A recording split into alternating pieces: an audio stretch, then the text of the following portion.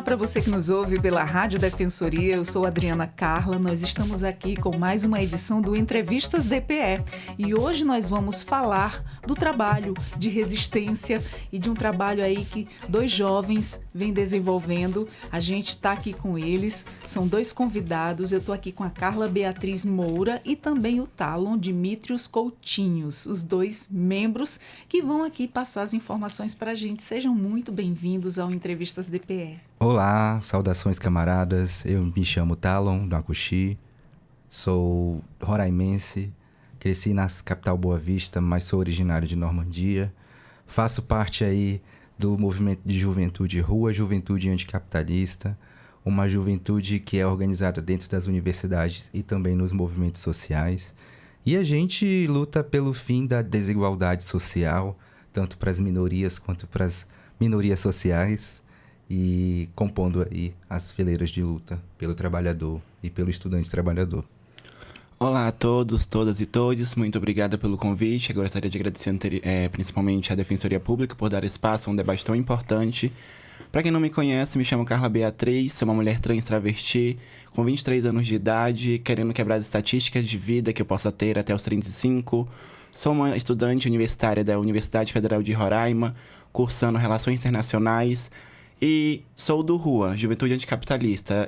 Adentrei ele esse ano, no início de janeiro, e estamos na luta, levando as nossas demandas, levando nossas pautas e mostrando para a sociedade que nós vamos aceitar o mínimo do que merecemos para uma sociedade mais justa e igualitária para todo mundo, e não só para uma classe específica. Muito bem. E Beatriz e Talon, como é que começou a trajetória de cada um de vocês dentro do coletivo Rua em Roraima? Eu acredito que tem um contraste muito bonito aqui nessa mesa. Sim. Eu sou, na verdade, um dos fundadores assim, do Rua aqui em Roraima, no sentido de organização. E ele veio já de uma trajetória de luta já anterior à organização das organizações que a gente chama, as organizações do movimento estudantil, que tem várias. Então aqui eu escolhi, se chama Rua. Então, a minha trajetória com o Rua começou basicamente no início do ano passado, quando eu recebi o convite pelo Talon, desses projetos culturais que estavam em promulgação, para participar de um curta documental chamado Por Todas Nós, que é um curta documental que fala sobre vivências de mulheres trans, travestis, e como são as suas realidades residindo aqui em Boa Vista, Roraima. As dificuldades, principalmente na questão do respeito das nossas identidades, do reconhecimento aqui no Estado. E a partir disso, de uma interação, de uma amizade que construímos a partir desse projeto, como eu tinha dito anteriormente, no início de janeiro eu recebi o convite tanto por ele, tanto como pelos demais integrantes do movimento, e decidi aceitar por ver uma credibilidade, ver uma confiança e ver que tem um projeto político, um projeto de emancipação dessas desigualdades aqui da nossa cidade. Certo. E o que representa para vocês o 1º de maio, o Dia do Trabalhador e da Trabalhadora? O 1º de maio, ele representa uma memória dos trabalhadores que compuseram as lutas pelos direitos sociais de salário mínimo. Quem conhece a história do Brasil sabe que teve muita luta para a gente conseguir os direitos mínimos da carteira de trabalho, dos benefícios sociais, das políticas públicas de trabalho, que inclusive tem passado por sérios ataques, como a reforma da Previdência, que tivemos aí nos últimos governos. E, infelizmente, é algo que não depende só da população brasileira, é algo que é resolvida pelos representantes que são eleitos nas eleições. Então, como há um pouco dessa discrepância dos interesses do povo, dos interesses da classe política, a gente vê uma incoerência que não devia acontecer. E é aí que o trabalho das juventudes organizadas, a missão do Rua, é diminuir essa desigualdade social. Muito bom. E falar sobre o 1º de maio, na minha perspectiva, também, complementando a fala do nosso amigo, é justamente trazer a lembrança desse processo que temos construído desde 1948, com Getúlio Vargas criando a questão de uma CLT, até a nossa própria Constituição brasileira, em 88, e para lembrar que não devemos aceitar o mínimo, que devemos sim sempre estar reivindicando os nossos direitos mínimos, o máximo, o básico, o essencial para todo mundo da nossa sociedade. Porque nós temos um processo trabalhista que, querendo ou não, ainda vem processos de escravidão, de processos escravagistas, que não são mais, não devem ser aceitos aqui na nossa cidade e no Brasil como um todo. Muito bem. Como é que surgiu a ideia de organizar um evento aí para marcar essa data aqui em Boa Vista? Veio, na verdade, de uma mobilização popular, orgânica, organizada pelas... Pode tirar? Ok. Refazendo. A iniciativa de criar um ato coletivo cultural veio da Frente Brasil Popular, em parceria com a Frente Povo Sem Medo e outras organizações que são parceiras dos trabalhadores roraimenses. São organizações que, além de ter mobilizações nacionais, de ouvirem chamados dos trabalhadores do Brasil todo, também é uma forma de dar um recado para os trabalhadores brasileiros que faz sentido lutar. Você não precisa ficar só na defensiva, perdendo seus direitos. Você pode também se reunir com outras pessoas que também lutam pela mesma causa, querem um aumento do salário mínimo, uma previdência acessível, querem também o direito de se aposentar. Então, seja jovem, seja mais de uma idade mais avançada, a pauta da classe trabalhadora ela é a mesma. É sempre a divisão igualitária de renda entre as classes sociais. Muito bem. Aquela questão do não se calar, né? Lutar Isso. sempre pelos seus direitos, ter sempre o conhecimento daquilo ali que é favorável para ele e realmente não baixar a cabeça. Porque hoje, se o trabalhador se calar, fica ali só naquele cantinho dele, ele é submetido aí a situações que não são legais. Então, a luta pelos direitos sempre, né? E vocês estão dando vez e voz a isso e se unindo para que cada vez mais isso aconteça, né? Isso. Muito bom. E tomando a frente aí, tomando esse partido, né? Unindo forças. Com certeza. E por que vocês escolheram reunir trabalhadores artistas, associações indígenas, imigrantes no mesmo espaço? A gente sabe e percebe que a luta é uma luta, ela é plural, ela não vem só de uma classe trabalhadora específica, ela vem dessa base da sociedade, dessa base marginalizada, que são as comunidades indígenas, as pessoas estrangeiras, as pessoas de diversas comunidades, até de matrizes africanas, que participam de religiões, que participam, mas no geral engloba toda essa pluralidade, não somente se liga àquilo. E quando a gente fala e chama essa população, são pessoas que também estão realmente capacitadas e estão junto com a gente nessa luta, pensando numa possibilidade além de só se pensar no lucro, se pensar no capitalismo no contexto geral. Porque antes disso, vem vidas, vem famílias, vem pessoas que estão querendo se estruturar dentro dessa forma de trabalho que é existente nos nossos dias atuais. E é um público que sofre muito a desigualdade social, né? Exato, porque nós somos a base da pirâmide da sociedade, Exato. que somos deixados de lado a todo momento. Quem tá bem, quem tá tendo poder, quem tá tendo o ganho que é necessário para si, não vai se importar com a gente que é a base. Então, se a gente percebe que se não for a gente se reunindo numa massa e lutando pela gente, não vai ter ninguém para falar pela gente, porque literalmente não estão preocupados com isso. Exatamente. E uma das pautas que unifica todos os trabalhadores é o fim da escala 6x1, que é um projeto que está aí na Câmara dos Deputados, já está sendo debatido nas instâncias, que diz respeito a diminuir, sem abaixar o salário, a carga horária de trabalho dos trabalhadores. Assim, a gente vai conseguir abrir mais vagas de emprego e também distribuir melhor uma renda para também o trabalhador ter uma qualidade de vida superior. Além de ser um modelo de produção que está sendo adotado em outros países mais desenvolvidos, é muito importante também dizer que no Brasil já é uma realidade a escala 6x1. Em alguns órgãos públicos já tem esse benefício de ter uma carga horária reduzida, mas por que não os trabalhadores, a nossa base social, por que não quem realmente está trabalhando diariamente no serviço público e no serviço CLT não pode ter uma carga horária reduzida, sendo que isso pode beneficiar a economia? Então, é realmente uma questão de distribuição de renda e qualidade de vida. E como nosso amigo disse, realmente diminui a taxa de desemprego e tira pessoas autônomas que na maioria das vezes trabalham muito mais de 8 horas por dia, mais de 48 horas semanais, 44 horas semanais, e estão ali e não conseguem nenhum mínimo de sustento para sua família. Então é uma possibilidade de tirar essas pessoas da margem da sociedade e dar uma oportunidade de um emprego digno, de uma renda pelo menos fixa, para que ela tenha como se manter e não pensar, ou eu compro uma carne, ou eu compro arroz com feijão, ou eu não como literalmente nada.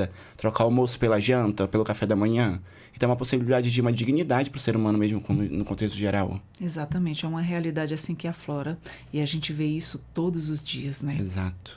E Beatriz e Talon, qual é a mensagem central que o coletivo Rua deseja transmitir com esse evento?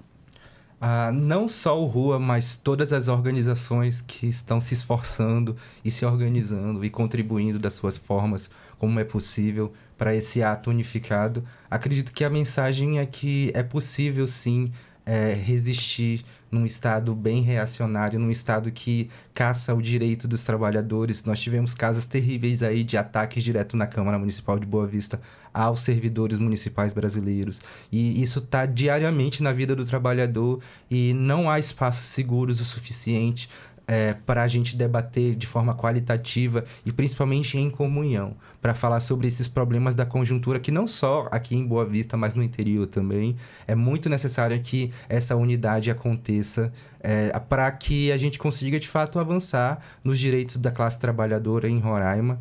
O Rua, ele faz parte de um coletivo maior chamado Juventude Sem Medo, que é um coletivo de coletivos também de juventudes que se organizam dentro do movimento estudantil.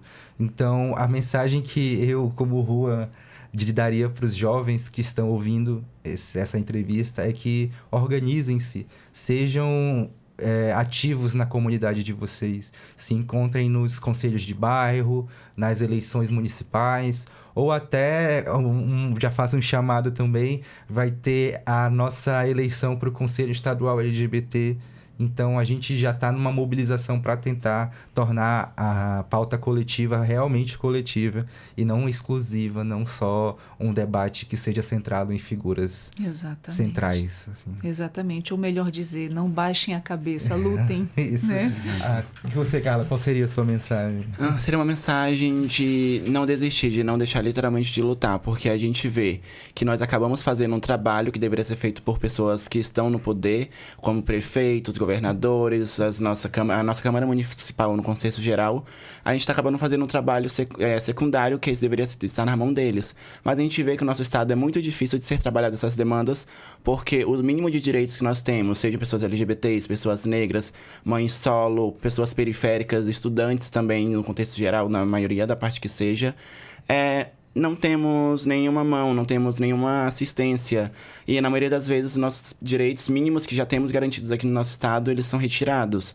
Então, a gente está fazendo uma luta que eles deveriam estar fazendo. Então, é uma resistência, de certa forma. Na verdade, é uma resistência escancarada. De mostrar, vocês não vão fazer, nós vamos lá. Nós não vamos aceitar o mínimo, nós não vamos deixar com que deixe levar as coisas como estão levando. Por isso que nós estamos se organizando, estamos organizados. E sabemos que, apesar de movimentos sociais, entidades, políticas, seja lá de como nós estejamos organizados nesse contexto de pessoas, podemos ter nossas desavenças, mas sabemos que estamos lutando por algo maior. E é essa visão e esse olhar que esses políticos que estão no poder aqui no nosso estado não estão tendo. Lutam por pessoas específicas, por classes específicas, e o que não lhe convém, porque eles pensam só em se eleger e continuarem no poder, então eles vão com essas pessoas, porque não querem perder o seu eleitorado. Então é isso. Resista, continue lutando, porque sabemos que isso é questão de geração. Há 40 anos atrás, há 50 anos atrás, a situação era muito pior. Pessoas tiveram que morrer pela gente para estarmos vivos e vivas aqui hoje. Então, é um ato de resistência que estamos fazendo, levando esse ato todos os anos e cada vez muito mais organizado do que está sendo. Muito bem. E o que significa para vocês utilizar a expressão trabalhadores e trabalhadoras? Qual é a importância dessa linguagem? Acredito que há um sentido etimológico, né? A gente vive num período de polêmicas em relação à linguagem neutra, no sentido de que em Boa Vista tinha uma lei, inclusive está em vigor, porém o STF revogou todas as leis que proibiam o uso de linguagem neutra dentro das escolas, porque não faz sentido, né? Mas o trabalhadores e trabalhadoras já inclui necessariamente as necessidades da comunidade LGBT, das comunidades marginalizadas. Então, a palavra trabalhador, apesar de ter várias nuances em relação a gênero, sexualidade, a necessidades sociais, também diz respeito a uma classe que precisa de consciência de classe. Acredito que, independente da ideologia, se você tiver uma consciência de classe, de onde você está na sociedade e qual o seu papel como cidadão boavistense, roraimense, brasileiro até, você não vai cometer crimes de racismo, você não vai cometer crimes de opressão, de LGBTfobia. E essa mensagem que a gente precisa passar para a juventude, de que mesmo que a gente tenha um cenário adverso para as pautas de inclusão, a gente ainda pode encontrar refúgio nos trabalhadores, entendeu? Exato. Exatamente. Como é que vocês veem a realidade do trabalho em Roraima hoje, especialmente entre jovens e mulheres? É bem complicado falar sobre essas questões porque a gente vê que, como no contexto geral no Brasil, aqui no nosso estado não é diferente. As altas taxas de desemprego, tanto para estudantes que estão querendo uma primeira oportunidade de emprego, que na maioria das vezes são barradas, porque é bem incoerente. Você vai para sua primeira vaga de emprego, você chega lá e eles querem que você tenha experiência. Mas como é que você vai ter uma experiência se nenhuma oportunidade lhe é dada? E quando a gente também fala no contexto de mulheres, eu pego até o exemplo da minha mãe, que trabalhou a vida inteira dela como CLT, e eu vi como ela teve que trabalhar bastante. A vida inteira dela foi como caixa de supermercado. E é basicamente muita humilhação de você ter que ouvir desaforos e você levar essas demandas para os seus chefes e falarem você não pode fazer nada, ou você fica calado ou você vai ser demitida. De sofrer racismo no ambiente de trabalho e ela não poder fazer nada. E nos dias de folga dela, ela ter que ser obrigada a trabalhar e muitas das vezes o primeiro domingo do mês ou o domingo do mês específico de folga, ela ter que abrir mão porque chamaram ela para trabalhar. E ela sabendo bem ciente que se ela não for, ela podia ter a possibilidade de ser demitida. E na maioria das vezes tendo que ir no turno oposto para poder cobrir outras pessoas. Então, assim, de passar literalmente um mês sem ter nenhum pingo de folga. E isso é muito frustrante. Isso daí é uma situação doentio e é análogo à questão de escravidão mesmo no contexto geral. Então é por isso que surge essa nossa revolta, porque a gente briga pela questão do fim da escala 6x1, da jornada para redução da jornada de trabalho, sem diminuição salarial. Só que a partir também disso, creio eu que vai ter um reforçamento nessas fiscalizações, que a população e os órgãos competentes vão conseguir analisar melhor e conseguir barrar essas situações, porque é inadmissível uma pessoa passar por discriminação por ser negra, por ser mulher e não poder falar nada. De eu ser uma mulher trans, travesti, mandar meu currículo durante o mês de abril inteiro agora e não conseguir nenhuma vaga de emprego, mesmo tendo todas as qualificações necessárias. Porque o primeiro embasamento pra mim é a questão da minha identidade. Tipo, ninguém me reconhece como mulher, por eu não seguir os parâmetros necessários. Mas eu sei que, independente disso, a minha essência e o que eu sou não depende da autorização e da aceitação de ninguém. Mas mesmo assim, eu sou barrada nesses ambientes formais. Mas você tem que se sentir bem consigo mesmo, né? É uma Sim. forma de você trabalhar, é uma forma de você não chegar em qualquer lugar e se sentir magoado. Tem que trabalhar muito psicológico, Exato, né? porque eu sei de onde que eu venho, eu sei que as coisas que eu tenho pra resolver comigo relacionado ao meu corpo, identidade, Você tudo... sabe a pessoa que você Exato, é. não são resolvidas a curto prazo. Eu sou periférica, eu moro na Zona Oeste, no Conjunto Cidadão. Minha mãe vem de um trabalho, vem do interior, nós viemos todos do interior, então eu sei da minha base, eu conheço a minha realidade, então eu sei que isso vai ser a longo prazo. Então as pessoas colocam muito peso e uma marginalização e uma pressão muito grande de coisas que eu não vou conseguir resolver agora. Exatamente. Eu sei o que é isso. Eu sei o que é isso. A gente, quando vem de família inclusiva também, a gente passa... São situações diferentes, mas sofre uma coisa no todo, o preconceito. No final, todas as discriminações passam pela mesma questão. Isso, com certeza. E na opinião de vocês, quais são aí os principais desafios enfrentados pela juventude no mundo do trabalho? Acredito que o primeiro emprego sempre é uma grande questão. Né? Mesmo com o incentivo da CETRABs aqui no nosso estado, tiveram bastante avanços em relação a empregar a juventude. A gente também vem de um histórico de tentativas e falhas. Acredito que houve sim tentativas de empregar a juventude LGBT, a juventude negra, mas é como se a comunicação não tivesse alcançado quem precisa alcançar. Então, acredito que, além de um fator social e de políticas públicas, a gente também tem que colocar um fator de realidade mesmo, de classe social. Acredito que se essas ações de empregabilidade sejam colocadas em parceria com ações de permanência também, como um ônibus que vai de uma comunidade até a CETRABs. Acredito que, ou qualquer outro lugar que esteja fazendo cadastro de distribuição de empregos, ou algum tipo de dinâmica que dialogue com a comunicação jovem, como também tem outros modelos. Mas acredito que, falando sobre as necessidades do trabalhador a partir da base mesmo, principalmente o aumento do salário mínimo é uma das principais pautas que precisa ser pautadas em todos os âmbitos sociais. Porque as gratificações dos profissionais de saúde, dos profissionais de segurança, nós temos que realmente debater previdência pública de forma qualitativa que inclua também as particularidades, então, não só dos aposentados, mas também de questões de militares que são separados. Então, o jovem também precisa se entender que ele precisa saber sobre previdências, que ele vai precisar se aposentar um dia. E como a gente faz isso? Colocando o jovem para conviver com outros trabalhadores, fazendo os atos unificados, com apresentações culturais, como o que a gente vai fazer posteriormente. Então, essas experiências coletivas permitem que a juventude também floresça da forma que precisa florescer. E nós precisamos florescer aqui em Boa Vista, Roraima. E tomem mais o conhecimento, né? Isso, dos seus direitos. Muito bacana isso. Como é que o Coletivo Rua busca dialogar com esses jovens que estão aí em situação de vulnerabilidade ou informalidade?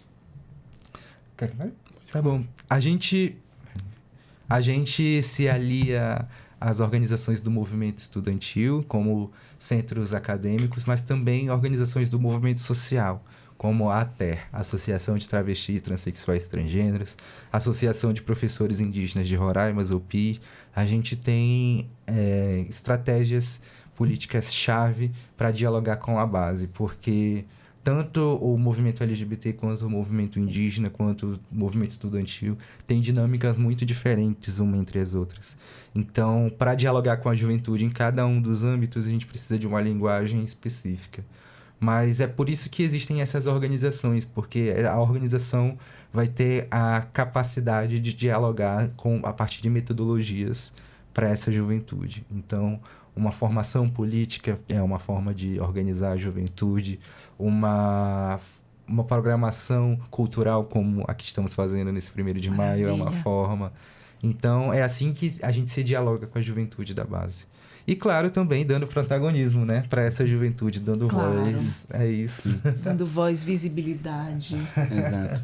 E quando até retomando um pouquinho da sua pergunta anterior, quando você fala sobre o processo trabalhista para essa juventude, a gente também deve se pensar na questão da juventude indígena e na juventude periférica como um todo, porque não é você oferecer vagas e oferecer oportunidades, mas também é dar os meios e a garantia de que essa pessoa vai conseguir chegar até esse ambiente, auxiliá-la durante esse processo. Não simplesmente estar aqui. Se você conseguir, se você quiser, você vai lá e se vire. Porque é isso que eu percebo na maioria das vezes. Que meu irmão tá tentando procurar a primeira oportunidade de trabalho, então tem lá as coisas, só que às vezes a gente não tem como ir, não tem como se locomover até lá. Aí isso pensar no contexto de comunidades indígenas, de jovens indígenas que querem vir para a cidade, para poder conseguir uma oportunidade de emprego. Então, é pensar nesses meios necessários para que essa pessoa tenha a possibilidade de concorrer como igual com o outro. Exatamente, dando condições, né? Exato. Não basta simplesmente você oferecer aquilo sem saber como é que aquela pessoa vai fazer para se virar. Porque a gente sabe que tem muitas realidades bem difíceis, né? Exato. Se a gente acha que pra gente tá difícil, imagine pra quem tem o mínimo, muito menos. Piores. Exato. A gente sabe que quando a gente olha pro lado, tem pessoas com mais vulnerabilidade do que a gente, e é aí que quando a gente se importa, quando a gente passa por determinadas situações, a gente passa a se importar com um todo. Por quê? Porque você sentiu na pele. Exato. Aquela discriminação. Exato. Eu acredito que a resposta para essas perguntas que vão responder os problemas de discriminação está na formação continuada, que é uma metodologia que defende que todo mundo está aprendendo. Que todos nós não terminamos de aprender quando saímos da escola, nós estamos aprendendo todo dia. Então, a formação continuada é como uma metodologia que formaliza, que o professor precisa sempre estar fazendo cursos, os defensores públicos precisam sempre estar se capacitando, os juízes, as autoridades precisam sempre se atualizar, sempre defendendo a laicidade, a liberdade de expressão e principalmente a democracia, né? Exatamente. Isso. E olhar o que está em volta, e olhar o que está em volta e o que está lá embaixo de ponta, né? E qual é o papel da cultura e da arte nas lutas por direitos e também as transformações sociais? Eu sou bastante suspeito para falar, porque eu já fui contemplado por leis de incentivo cultural pela Aldir Blanc, Paulo Gustavo. Inclusive, eu e a Carla, a gente se aproximou por causa que a gente fez um filme juntas. Foi atriz, meu primeiro trabalho como atriz, aliás. Pois é, Gente, então que legal. A gente trabalha assim no ramo da cultura. E essa é a oportunidade, é a resposta para os jovens roraimenses. Nós temos taxas de suicídio altíssimas na juventude de Roraima. Bem preocupante. E a resposta está na cultura. Tá nas formas de se expressar. Nós precisamos dar voz a esses jovens que eles querem fazer o que eles querem fazer. Mas eu acredito que as pessoas querem controlar o que a juventude quer. Mas a juventude quer grafismo indígena, quer artesanato, quer fazer festival de hip hop, quer fazer uma feirinha de economia criativa. Mas eu acredito que a linguagem técnica da cultura que a gente está acostumado, nós que trabalhamos no ramo, precisa ainda alcançar a base de uma forma acessível. Claro que também há algumas iniciativas que tentam remediar isso, como as oficinas de projetos que são organizados pelas secretarias de cultura. Mas ainda assim acredito que novamente a permanência entra muito em questão, porque a metodologia que é adotada atualmente para essa formação é um chamado aberto para quem quiser fazer projetos, sem preocupar de fato com no caso, o trajeto dessa pessoa até lá. Então é necessário que haja um contato especial com essas pessoas que estão, com essa juventude principalmente a juventude aldeada, a juventude que mora nas comunidades, que tivemos muitos suicídios aí nos últimos tempos e infelizmente são estatísticas separadas. Imagino que a juventude indígena não entra na estatística da juventude da cidade e então acaba que a gente não tem como ter uma certeza de quantos jovens de fato estão precisando de uma atenção, né? Mas isso é estatística. Eu sou engenheiro eletricista por formação. Eu entendo muito que a estatística precisa sim dessa divisória. Mas se a gente nem tem dados para se basear, para começar a pensar políticas públicas, por onde a gente começa? Como a gente começa? E a nossa resposta como coletivos de organização de base é a luta de classes. Essa é a resposta para todas essas desigualdades. A gente sabe que em relação a jovens, principalmente quando se fala aí de depressão, de suicídio, essa questão quando estão passando para a adolescência, é uma fase muito difícil, né? A gente sabe que tem trabalhos sendo realizados, até através das escolas, com parceiros, mas assim, é um número tão grande que às vezes para dar conta da demanda... Isso. E aí a importância de surgir esses grupos de autoajuda, de informação, de ajuda mútua, essa teiazinha que vai aumentando ali a rede do bem e passando essas informações. E isso é muito bacana. E como é que foi a articulação, né, com as associações indígenas e também com os grupo Raízes Folclóricas e da Venezuela para esse evento? Como é que foi isso? Como é que foi isso? A gente adotou a metodologia de comissões. Cada comissão ficou responsável por uma parte do ato. Então, do processo, isso. Então, eu particularmente fiquei na parte de finanças, a Carla ficou na parte de comunicação. Comunicação, agitação e divulgação do evento no contexto geral. Pois é, e na de finanças a gente tratou principalmente da estrutura, de como a gente vai dialogar com o uso de energia elétrica do público. A gente elaborou um laudo técnico que vai descrever todas essas nossas atividades. Então, as atrações culturais, elas foram feitas de forma voluntária. Todos os artistas concordaram em fazer inicialmente a apresentação de forma gratuita para que dialogue com o trabalhador. Então, realmente foi uma união de forças, onde cada um se comunicou com as atrações culturais que tiveram disponibilidade de fazer parte desse processo e desde então tem sido criada uma unidade também de comunicação. E a gente também agradece muito essas pessoas, essas entidades, essas organizações que decidiram topar essa luta junto com a gente, porque a gente sabe que fazer hoje em dia as coisas de graça não tá fácil. Exatamente. Ainda mais com as taxas de alimentos altíssimas aqui no nosso estado. Um café custando R$15 pra cima e olha lá. Café. Então, antes de tudo, a gente agradece muito essas entidades e falar que a construção desse evento tá sendo feita há um bom tempo já. Não foi algo que surgiu de última hora, e ainda mais nesse ano, que é um momento que tá tendo uma discussão muito importante importantes sobre esse fim da escala 6x1, da jornada de trabalho. Então, onde a gente viu uma massa mesmo reunida em prol de um propósito maior. Então, a gente sabe também que ao mesmo tempo que a cultura, ela movimenta, é um espaço que vai ser aberto para todos os públicos. Então, quem quiser estar junto com a gente amanhã, a partir das 16 horas, é muito bem-vindo, bem-vinda, porque é uma luta que a gente sabe que é literalmente, como a gente vem dizendo durante toda essa discussão, para o público no contexto geral, para a sociedade civil, a base do nosso Estado. Então, quem quiser ir lá, comparecer, participar junto com a gente, é muito bem-vindo. Onde é o local que vai estar acontecendo? Vai ser na Praça Germano Sampaio, mais exato, no teatro, no anfiteatro, no caso.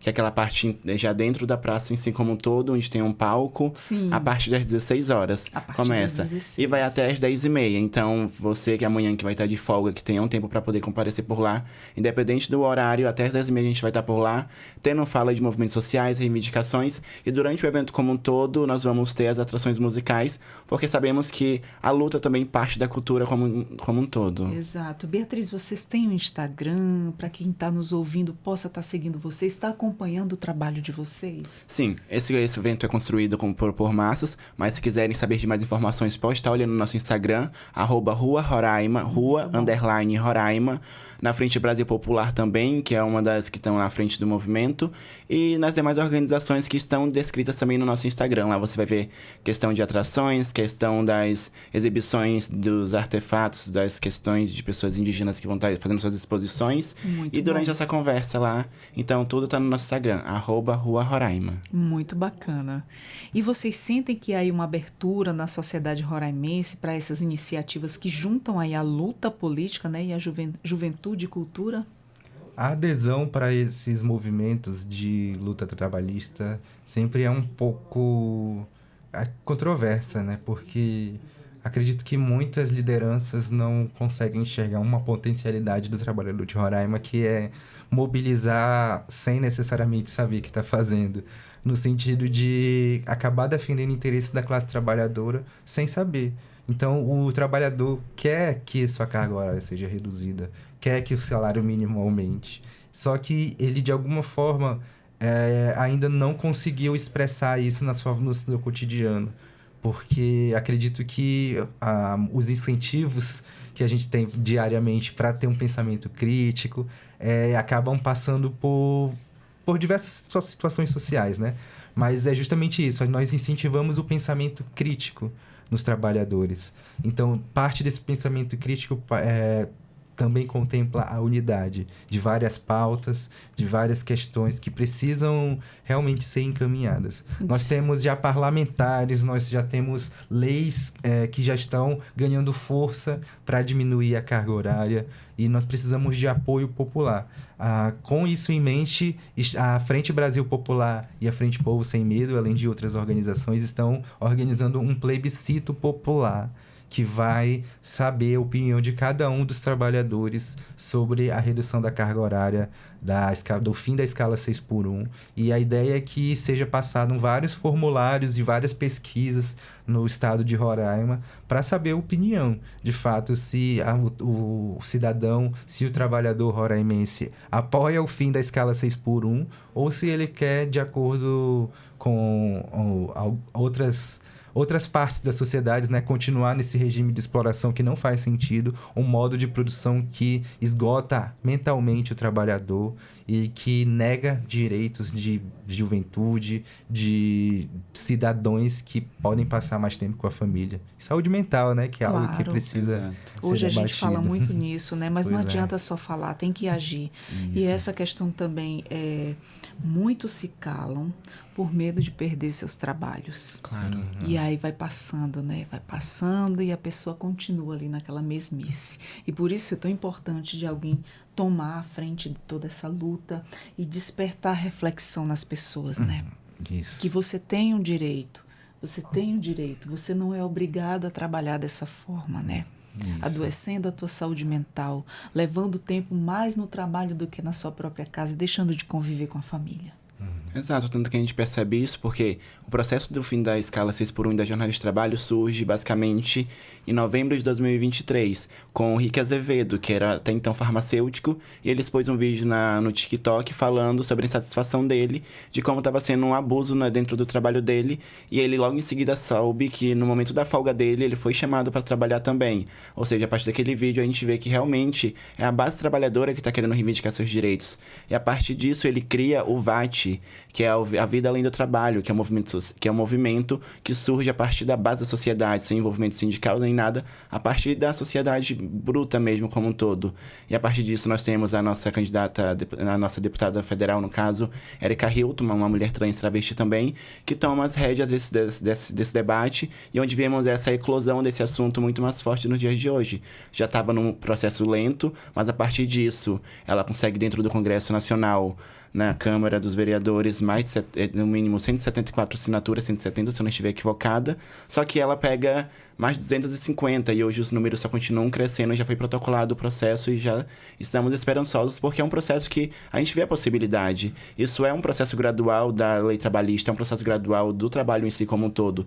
Pode ter seus percalços e tudo mais, só que esses debates vão ser feitos com a própria sociedade, como ele disse, com o plebiscito, que nós vamos tomar essas iniciativas, mas que o Congresso Nacional também vai fazer essas auditorias, essas conversas com a sociedade, com quem realmente é a base, tanto com o trabalhador quanto com o empregador. Então, no final das contas, ninguém vai sair perdendo e vão ser ajustados de todas as formas para que continue andando a economia e, mesmo assim, o trabalhador tem um direito a uma saúde mental, a um horário de lazer, porque a gente sabe muito bem que só um dia de folga não dá pra gente resolver a nossa vida.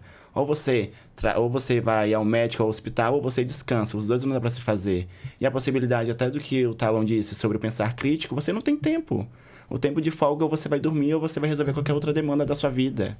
Porque você não tem outra possibilidade. Mas na maioria das vezes, os trabalhadores, eles estão de acordo com a gente, apesar de não saberem. Eles têm pensamentos iguais, então creio que essa construção pode ser até de uma maneira progressiva e tranquila. Assim eu espero. E fica uma série de coisas acumuladas, né? Exato. Problemas de saúde, por exemplo. A mulher, ela tem que estar se cuidando, tem que estar indo ao médico.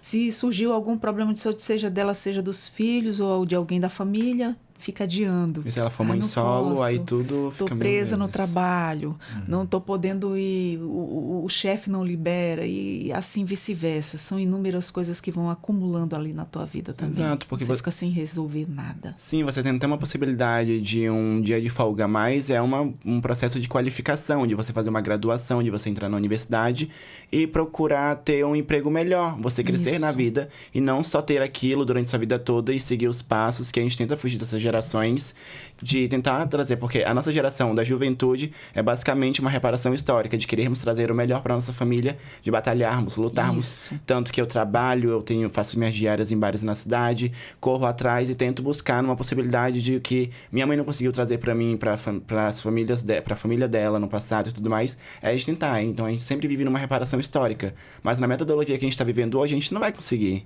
Então esse sistema tem que mudar, não tem mais o que se fazer. Não Exatamente. Tem mais como aceitar isso. A gente sabe que de 10, um se sobressai, né? E engraçado que ontem, a gente falando sobre essas questões trabalhistas, ontem passou uma convidada aqui de uma pessoa que se sobressaiu na vida, né? Ela falava, nossa, minha jornada de trabalho, eu saía de casa cedo da manhã, eu não conseguia nem tomar o café da manhã com os meus filhos. Dependia de outros para deixar e buscar na escola, e ela era o dia todinho dando faxina, trabalhando de empregada doméstica. Teve que abrir mão de muita coisa mesmo. Teve que abrir mão de muita coisa. Então, o que ela fez? Ela abriu seu próprio negócio e deu super certo. Ontem ela estava contando aí as suas vitórias, graças a Deus, né? Mas a gente sabe que de 10, um se sobressai, Exato. Né? Que ele consegue, assim, fazer com que dê super certo e aquela pessoa consiga.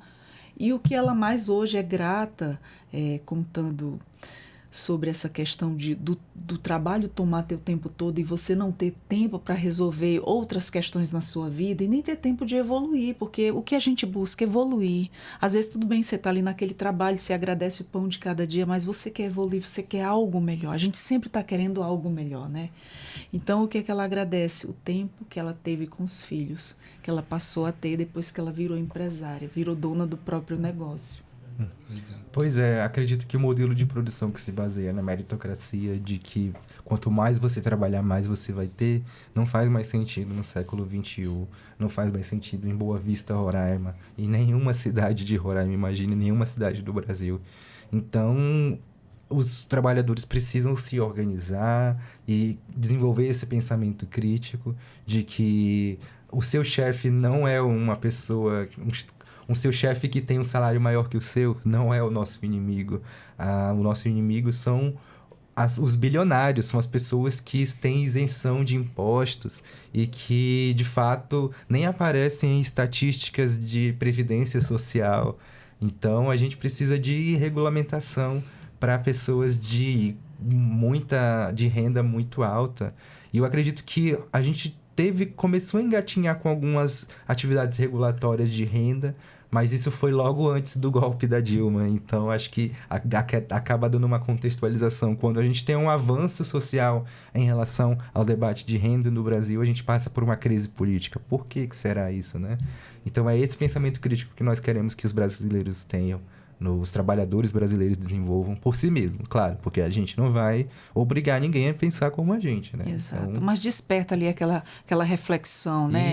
Parar para pensar, por que está causando tudo isso? Por que chegamos até esse determinado ponto? Por que a desigualdade está tão grande, né? Isso. Saber por que o maior tem mais, quais foram as questões que deixaram ele chegar naquele patamar se não foi trabalhando ali... Né? Por que conseguiu tudo tão fácil? Por que a gente está aqui ainda tendo que baixar a cabeça, tendo que sempre estar ali se ensina ou não? Porque pelo próprio medo de perder o emprego, porque você também tem dependentes, e aí é nisso. E a gente quer essa mudança, né? Uma melhoria. E é isso. E de que forma a rua ela constrói aí a sua atuação de forma coletiva e horizontal? Eu gostaria de primeiro declarar o poema no qual o coletivo Rua baseia seu nome, que é de Paulo Leminski, que fala assim: ainda vão me matar numa rua quando descobrirem principalmente que faço parte dessa gente que acha que a rua é a parte principal da cidade. Isso dialoga com o nosso coletivo, que diz que nós precisamos, de fato, nos manifestar. E onde ocorre essa manifestação é na rua. Nós fomos nas ruas durante a ditadura para barrar, nós pedimos eleições diretas já, todos os plebiscitos, manifestações, o brasileiro foi para a rua, foi lá se manifestar e mostrar seus cartazes, suas cores, e que por isso que a rua tem esse papel especial na vida do trabalhador, na vida do estudante. É lá que todas as culturas se encontram, é lá que todas as lutas se encontram.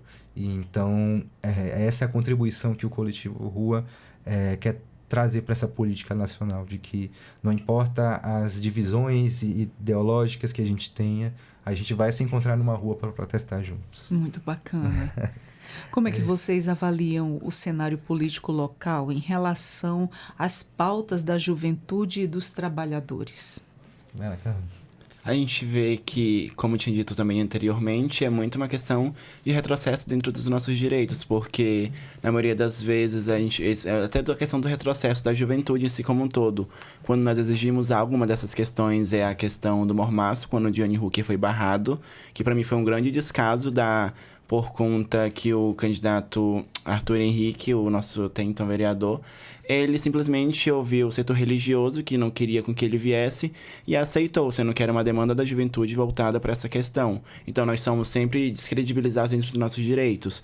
A juventude também, a juventude trans, ela é barrada hoje em dia de competir em campeonatos esportivos, por uma questão transfóbica real. A gente já não vê muito essa população inserida dentro da sociedade, a não ser dentro da prostituição compulsória, não tendo nenhum outro direito, nenhuma outra possibilidade de se subsidiar. Então, é complicado, a gente já não tem nada. Até a questão do pronome neutro, como o Talon mencionou, que é uma questão que nem é mencionada dentro das escolas, tão pouco debatida, e vem um processo de barramento sobre isso. Então, é meio que eles não têm muita coisa para fazer, o que eles têm para fazer é é só descredibilizar e tirar ainda mais os nossos direitos e atrasar o nosso processo de construção de luta. Então, por isso sim nós vamos pra rua, por isso sim nós vamos lá reivindicar junto com todo um coletivo. Certo. Vocês acreditam que a juventude está mais polarizada aí no engajamento hoje e por quê? Acredito que a juventude sempre disputou, independente das redes sociais, sempre tivemos embates de ideias, sempre tivemos eleições dentro das universidades, sempre tivemos candidatos que representam a juventude.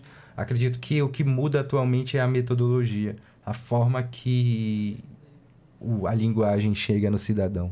Porque alguns jovens não conseguem se expressar por causa dos seus pais. Eu acredito que é algo que é um problema que no século XXI muito evidente, que a criação abusiva de alguns pais acaba cerceando a experiência de vida do filho. E isso é um dos principais problemas com a juventude, porque a juventude não tem como pensar por si mesma, não tem como desenvolver um pensamento crítico próprio, porque de alguma forma vai ser reprimida pelas pessoas que deviam acolher. Então, acredito que se nossos pais fizessem terapia, a gente conseguia resolver muitos problemas da juventude, mas sendo também um sobrevivente da depressão na juventude, é muito importante também que a gente consiga desenvolver, vamos dizer assim, uma possibilidade de perdoar também as pessoas e crescer a partir das experiências. Como, por exemplo, o movimento LGBT local tem muitas disputas entre si, mas a gente sempre teve um consenso de que os direitos dos LGBTs precisam acontecer sem retrocessos. Então, o que se pode fazer é somente defender a pluralidade dos movimentos. Então, acredito que não é essa alternativa que está sendo apresentada para os jovens de Roraima, essa alternativa de pluralidade. Você precisa seguir algum tipo de religião ou você precisa seguir algum tipo de código social que não permite que você expresse seu gênero ou sua sexualidade. E tentam até colocar leis que proíbam isso, para ter algum tipo de fundamento legal para discriminar as pessoas. Mas é justamente isso, é essa discriminação que precisa ser combatida dentro da própria juventude. É claro que tem particularidades da juventude indígena, da juventude feminina, no caso. Eu acredito que as mulheres têm questões específicas, que eu acho que a Carla pode comentar, sobre o que é ser mulher em Roraima, que a gente fez um filme sobre isso, sobre o que é ser mulher em Roraima. Gente, onde é que tá esse filme? Fala pois pra gente. Ele atualmente tá cedido para a Prefeitura de Boa Vista, para a FETEC. Então a gente está preparando algumas exibições aí pela Aldir Blanc também. Que legal. Quando é que a gente vai poder assistir? O nome se chama Por Todas Nós. A gente fez Que bacana. Ele esteve numa mostra de cinema agora que teve no Tepequém também. Mas ele, justamente, a FETEC tem uma parceria com o movimento LGBT. Apesar dos apesares, alguns órgãos políticos fazem o seu trabalho mínimo de se articular com os movimentos sociais. Alguns compensam os outros, pois né? Resistindo. Mas, gente, eu adoraria ver. Quando é que a gente vai ter acesso a esse vídeo? Vai chegar no seu privado lá a data. Eu quero. E que tipo de apoio ou políticas públicas vocês consideram aí essenciais para fortalecer as ações como os do coletivo? Você quer responder, amiga? Pode responder. Tá bom. A gente precisa de políticas públicas. Eu acredito que é uma resposta muito direta. A gente precisa de políticas públicas que principalmente incluam a alternativa de afirmação de gênero, afirmação de sexualidade, afirmação de etnia. Eu estive lendo o edital da Aldir Blanc II, da Secult estadual, e lá não faz nenhuma referência à comunidade LGBT. Nenhuma. A única forma de LGBT ter sido incluída no planejamento de critério de avaliação de peças de obra de arte é caso seja desfavorecida. Tá lá, comunidades desfavorecidas socialmente. Então a gente não consegue nem se colocar como fazedor de cultura. Acredito que... E é uma contradição muito grande, porque além da Lei Aldir Blanc falar com todas as palavras que a política LGBT tem que ser abarcada, no formulário de inscrição tá lá que você pode se declarar como mulher trans e colocar sua sexualidade. Assim, os gestores de cultura de Roraima, acredito que querem evitar temas polêmicos. É compreensível. Uma censura, é estratégico, né? é uma censura, exatamente.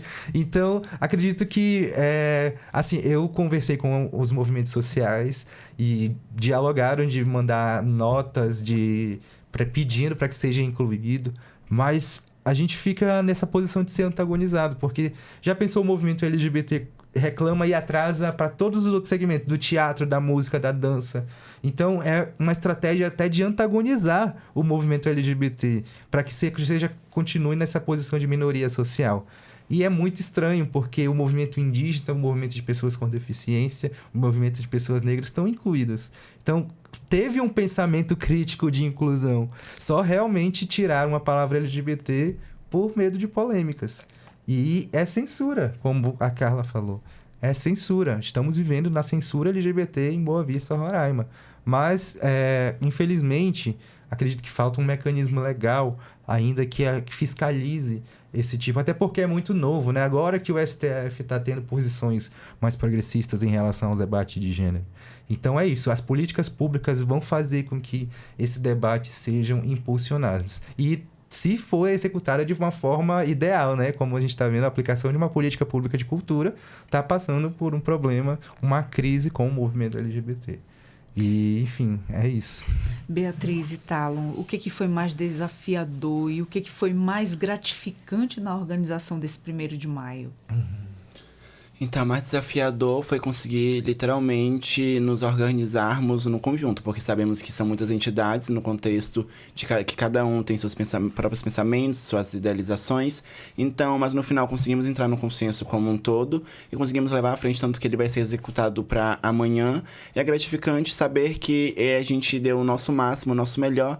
Ele vai ser executado da maneira que for necessária e da melhor maneira possível, com todas as entidades acreditando realmente nesse processo, que não é literalmente estarmos lá falando para pessoas que estão participando do evento, pessoas de fora, as filmagens que serão distribuídas depois, não são apenas coisas da boca para fora, com projetos rasos, vazios, sem nenhum tipo de construção coletiva real. É um processo demorado, sabemos disso, que é a longo prazo, mas sabemos que esse processo vai fazer parte da história para a construção de algo melhor, desse processo que já estamos passando, para que todo mundo, no final, seja beneficiado. Porque não é uma luta, como também tinha dito, de direita, de esquerda, de centro, é uma luta que vai beneficiar a população brasileira, a população trabalhadora no contexto geral, e que é um processo gradual, mas que no final vamos colher os frutos de uma maneira ou de outra e que serão positivos. Muito bem.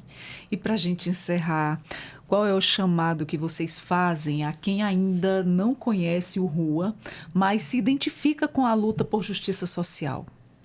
O recado é bem claro. A gente vai estar sempre que tiver uma pessoa que sente que foi deixada para trás, que sente que está sozinha no mundo, que acha que não é possível a gente mudar a nossa realidade, seja por discriminação por cor, raça, gênero, sexualidade. Cada uma dessas pessoas precisa saber que não está sozinha no mundo.